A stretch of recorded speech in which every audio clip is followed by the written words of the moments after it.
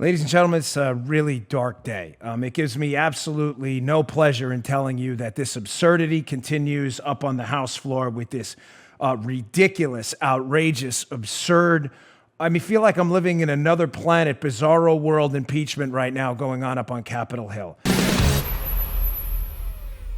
Obviously, this thing is a total hoax. And when I say hoax, I don't mean that it's not happening. And I don't want you to misinterpret what I'm saying. I mean that it's based on a hoax.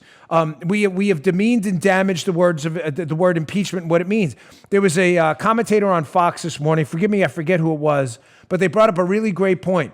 That from this point on, impeachment is going to become a standard battle tactic for any administration, Republican or Democrat, any party that runs the Congress. That's it. Impeachment is meaningless now. Because if you can impeach the president on a hoax charge that firsthand witnesses said didn't happen, you can impeach a president for anything. Digest all of this, folks. Barack Obama was not impeached after delivering a pallet of cash, literally, not figuratively, to an Iranian administration whose slogan is death to America.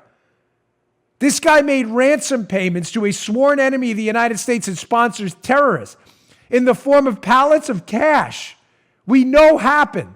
He wasn't impeached. Barack Obama ignored the law, ignored a duly enacted law on immigration policy, and instituted DAPA and DACA and basically said, I'm not going to enforce that law, absolved himself of any of his constitutional duties to support illegal immigration and wasn't impeached over that. Yet they managed to impeach the president, the Democrats, despite a record economy, job growth, all of the good news. NATO funding he got, hopefully a China phase one trade deal, I should say. A potential deal on the horizon with the UK. All of this going on, they impeached the president for a quid pro quo that never happened.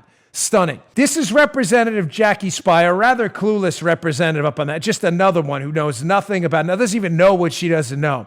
On CNN yesterday, hysterically, talking about Mitch McConnell and the suggestion that he should recuse himself, McConnell, because they've already admitted this is a hoax trial and their minds are made up.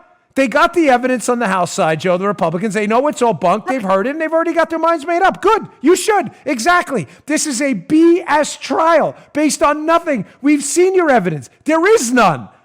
You accused Joe of robbing a bank. No bank was robbed. The jury's going in there saying, we know the bank wasn't robbed. It's a hoax trial. That's it. Speier, Joe. Nothing. They got nothing. Wants McConnell to recuse himself, but she conveniently leaves something out here. Notice she's not asking Cory Booker, Elizabeth Warren, or Bernie Sanders to recuse themselves. These are what? Non-biased jurists who are actually running in the next election against President Trump. Notice how she leaves this out. Check out this cut of the absolutely clueless Jackie Speier. Majority Leader McConnell said today that he's not an impartial juror in the Senate impeachment trial. What was your reaction to that? Well, I think, we're going to have to call for a mistrial before it ever gets over to the Senate.